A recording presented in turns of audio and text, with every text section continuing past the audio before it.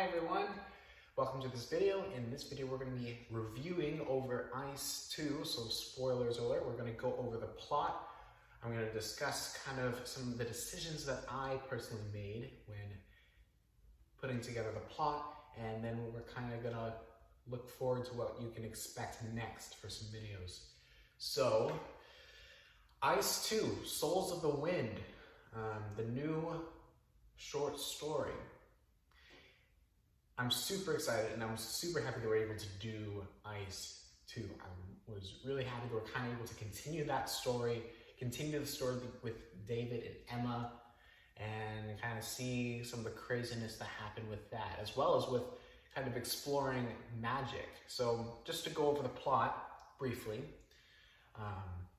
we start out with David, who has now graduated from college. It's been a few years since the last story, and he's now graduated from college. He now has a wife whose name is Autumn, and they have just recently gotten a daughter named Aura. And that's kind of the setting, the beginning of where we start off with Ice 2. Then David and Aura join and follow Autumn as Autumn goes to a women's writing conference. And while that happens, Aura gets kidnapped. And David kind of reveals kind of the whole magical system and explains it, and explains kind of what's going on, because it seems like it has to do something with Emma and Emma's disappearance.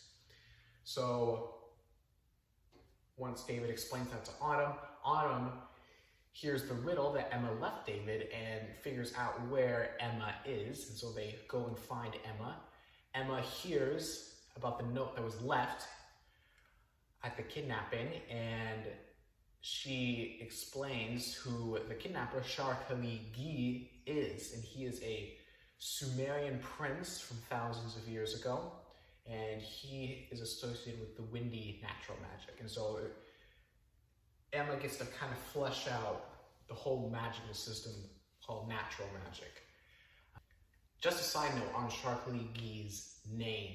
I based it off of real-life Sumerian names. There are actually people who have similar names to Shar-Kali-Gi, but as far as I know, and I'm not a Sumerian expert by any means, but as far as I know, there isn't anyone actually named Shar-Kali-Gi, but nonetheless, it's based off of real names that are known in Sumerian texts. So that's kind of how it came up with the name Shar-Kali-Gi. They go to the Center for Glacial Magic, and they meet the Glacial Head Leader, and there, David trains, struggles, he gets frustrated at how hard it is. He has the fiery natural magic, and so he trains there. He meets someone named Benjamin, more explanation, more kind of general knowledge about how natural magic works.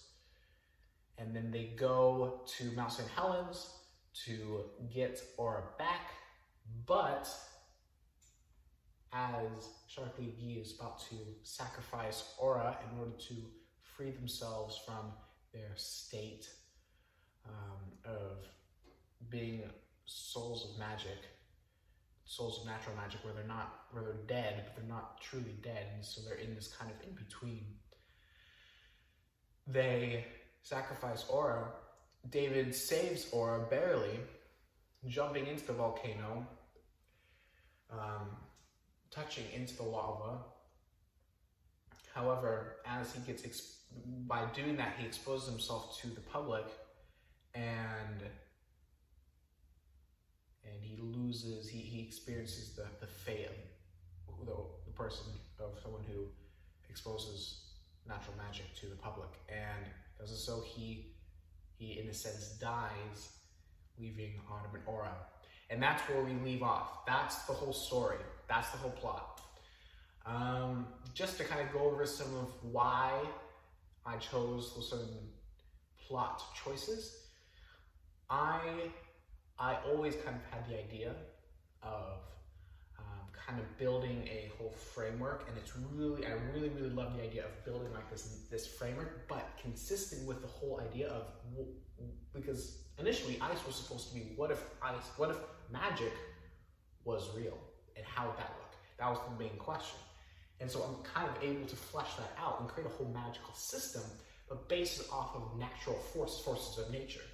And because of that, you have this kind of interesting combination of forces of nature as well as magical things, longevity, or like magic sustaining oneself, certain abilities that come with that, directing forces of nature, and that's the magical force, bunch of stuff like that. So I really like being able to flesh out the whole magical system and kind of expose and kind of show what it's all about. I also, part of it was also to introduce and kind of further show years of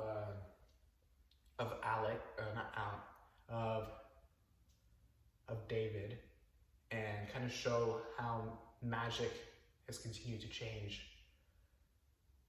his life, and kind of see that with him being a young father and some of the struggles that he goes through mentally in order to work through that, and the ultimate sacrifice that he eventually gives in order to save his daughter.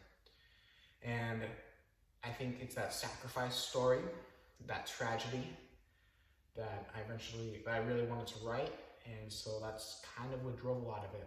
Another really interesting point was the whole relationship between like souls, and about breaking certain rules that would fit within natural magic, but also how longevity is also part, like magic sustaining oneself and their lives.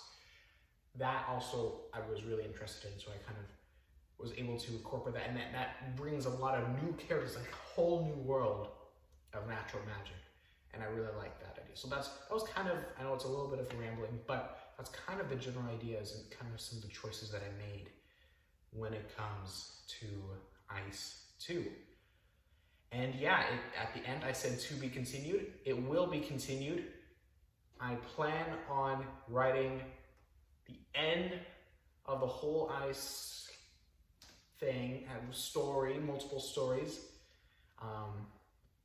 That's going to be part of phase 3 at some point. It's not going to be what's coming up next. What's coming up next is going to be something else. You guys are going to love it. And yeah, so David's story is not over yet. Emma's story is not over yet. Autumn nor Aura's story is not over yet. And you'll get to see what happens to them next soon, probably in a couple months. So yeah, expect more for phase 3. There's going to be more stories. Like I said, phase 3 is going to be where a bunch of stories are going to be coming out, and I'm going to be working hard to try to get all these stories out. And so yeah, expect that. Expect some new stories, and expect a lot more from phase 3. Phase 3 is going to be crazy. Phase 3 is going to be crazy. And yeah, so anyways, just wanted to do a review of Ice 2. Hope you guys enjoyed this series, and I'll see you guys later. Goodbye.